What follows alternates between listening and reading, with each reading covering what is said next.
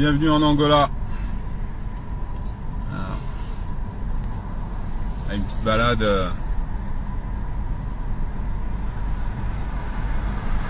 La Banque centrale d'Angola. Voilà. Et c'est exactement ce type d'institution qui manque dans tous les pays d'Afrique francophone. Les Angolais ne déposent pas leurs réserves de change à la Banque de France. C'est là, dans ce bâtiment que vous voyez là. Voilà. Et regardez le développement que cela induit derrière. Voyez, regardez. Et c'est un pays qui est indépendant que depuis 23 ans. Juste 23 ans. Alors regardez. C'est magnifique. Et oui, autre chose, c'est que tout ce que vous voyez là appartient aux Angolais.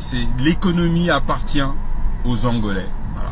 C'est pas les Portugais qui contrôlent l'Angola, c'est pas les Européens ni les Américains. Tout appartient aux Angolais ici, hein, tout ce que vous voyez là. Voilà.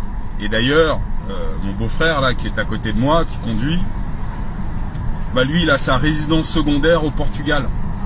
C'est-à-dire qu'en fait, le Portugal est devenu une province angolaise. Voilà, c'est vraiment, c'est hallucinant. Vous voyez, on n'est pas à Dubaï, on est en Afrique. Ok, voilà. Et regardez.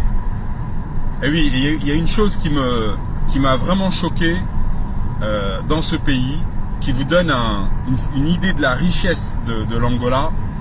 C'est le nombre de 4x4 de luxe que vous avez qui circulent quoi. Enfin c'est hallucinant. Même à Paris, on n'a pas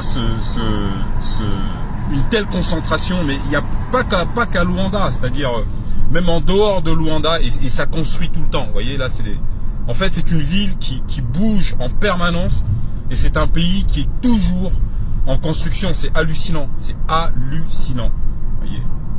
Alors, et il n'y a pas de FMI, pas de Banque mondiale, pas d'aide ou je ne sais trop quoi. Non, non, le pays est très largement autosuffisant, comme d'ailleurs le sont tous les pays hein, d'Afrique tout simplement. Voilà, faut juste se débarrasser des Occidentaux.